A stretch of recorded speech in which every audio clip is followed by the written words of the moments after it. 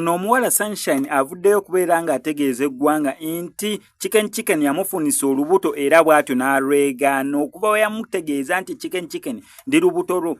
Chicken kyeyasobola okubeera ng'akola ekyamakulu kwe kubeera ng'amubulookinga ku social media platforms zonna kyokka ng'ono omuwala olubuto lweyongera kubeera nga lukula. Avuddeyo kubeera nga yeekubira obuyambi kyokka Daddy Chicken yakamala okubeera nga asembeza omwana we gwe yakozesezaako DNA era bw'ati n'akakasa nti mwana we. So okusinza akakeya kabaddamu ono n'agambye nedda kanveeyo mu kamera ngendo zaala omwana wange nga ndowooza kakeya ke kamu kawooli omwana n'owange kaaba asobola okubeera nga amuwa. Kati no Chicken ali mu ttu nga sinabeera akapuleyinga nga nkakumalireyo. Sinabeera nga nkakupuleyinga okuva gye katandikira paka gye kaggweera. Kankusaba subscribe nga no KOSMX Media tojja kubanga missing updates naddala nga zino. Still one KOSMX Media tutambula Nnaalongo Nabwera avuddeyo kubeera nga akutegeeza nti azze kubeera nga akuwonya abasawo abafere naddala abalomba ebbiwa ne watabako kituuka mu bulamu obwo. Yes bw'atyo bw'akola. Olina ekizibu kya bufumbo sente zikuyita myaka yange njagala onoonya mulimu visa oyagala genda bweru mukuleko enamba y'essimu gy'ola wansi mu nsonda ebisigadde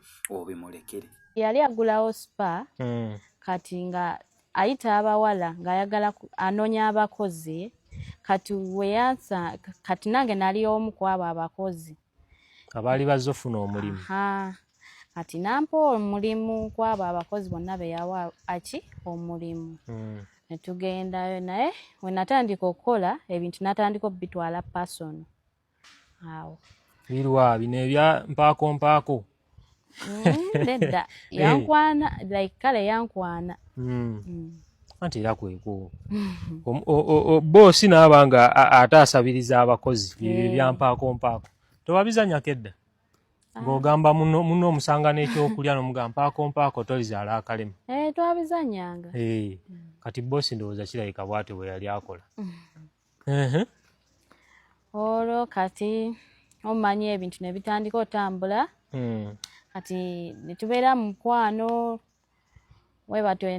kale bye byatambula okitegeera. Naye wali olunaku lumu we nali ewuwe n'afuluma kale yandekera essimu nga ndi ku TikTok ye nga waliwo bye ndi mu kulaba. Naye wali omuwala eyakuba essimu. Kati we yakuba essimu n'aŋŋamba ayagala kwogerako naani n'ono Guy wange. Ne mugamba afulumyemu.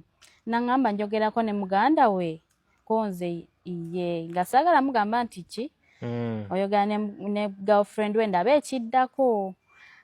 Kati omwana natandika okunyumiza story Guy amufunisiza olubuto like talulabirira amublockinga buli wakozesa namba endala amublockinga kitegeera. Sooka olindeko omuwala yakuba essimu ng'osigaziza essimu yono ng'agenze mu kinaabyo.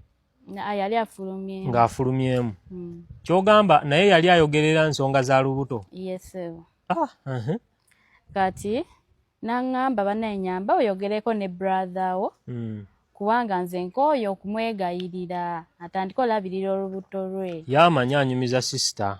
Gamanya anyumiza sister we.